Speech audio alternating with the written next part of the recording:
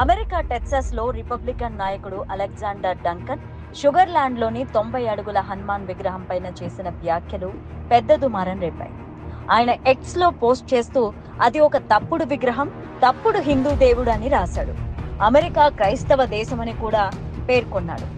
బైబిల్లోని వ్యాఖ్యలను ఉదాహరిస్తూ ఇతర దేవుళ్లను ఆరాధనను తప్పు అని వివరించారు. ఈ వ్యాఖ్యలు బయటికి రాగానే అమెరికాలోని హిందూ సంస్థలు తీవ్రంగా స్పందించాయి. ముఖ్యంగా హిందూ అమెరికన్ ఫౌండేషన్ ఆయన పైన కఠిన విమర్శలు చేసింది. ఇది హిందూ వ్యతిరేక వ్యాఖ్యలని, మత విద్వేషాన్ని రగిల్చేలాగా ఉన్నాయని పేర్కొంది.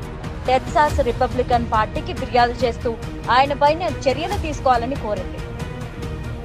సోషల్ మీడియాలో ప్రజలు కూడా గట్టిగా స్పందించారు. మీరు నమ్మకపోవడం వేరే విషయం, కానీ ఇతర మతాన్ని తప్పు అని పిలవడం సరైంది కాదని విస్తృతంగా విమర్శలొచ్చాయి. అమెరికా రాజ్యాంగం ప్రతి మతానికి స్వేచ్ఛ ఇచ్చింది. అలాంటిది ఒక నేత ఈ విధంగా మాట్లాడడం మత సహనానికి విరుద్ధమని అభిప్రాయపడ్డారు. ఈ హనుమాన్ విగ్రహం 2024 ఆగస్టులో షుగర్లాండ్ లోని శ్రీ ఆదిలక్ష్మి ఆలయంలో ఆవిష్కరించబడింది. ఇది ఉత్తర అమెరికాలోని అతిపెద్ద హనుమాన్ విగ్రహాల్లో ఒకటిగా చెప్పబడుతుంది. దీని నిర్మాణానికి శ్రీ చిన్నజీయర్ స్వామీజీ ఆశీర్వాదం కూడా ఉంది. డంకన్ చేసిన వ్యాఖ్యలు ఇప్పుడు అమెరికా రాజకీయాల్లో పెద్ద చర్చనీయాంశమయ్యాయి.